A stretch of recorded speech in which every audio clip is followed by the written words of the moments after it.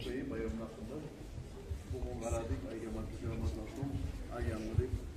Dağıstan'da ola aynı gördük ki tokaştığı adam olan. Ne oldu biz olmadı, ne Dağıstan'da ayyanladık, ulaşını gördük deygen şahitlarda bulunmadı. Özellikle Kangala Ramazan ayının 30. günü bu geçe niyet etebiz orazalara, bu geçe taraflarda bile biz kıyamlanda etebiz, Kangala 30'dan tamamda etebiz. Birisi gün 31. Mart'ta bayram oldu. Saat 6'da bayram namazı gelir. Anlaşıldı için. Algan Cumhuriyet Cemaat'ka barısına da bildiriyiz. Tolga Cumhuriyet Cemaat'ka. Fransa'daki, Germanya'daki, Vastok'taki olanı ki şu niyerine imam bildirdim olsa belki onunla görüngendir. Niyerde imam bildirdim olsa olanı ki şariatski pravilası olağı göre olan. Cumhuriyet Cemaat'ka sililen bildiri o Vabilans terörüne da, bizim daha sonra da yürülen kaydası şuraya olacak. İnanılan duydu. Kangalatı bul bayram bilisi bul. Allah bilir. Kangalada orada tutar.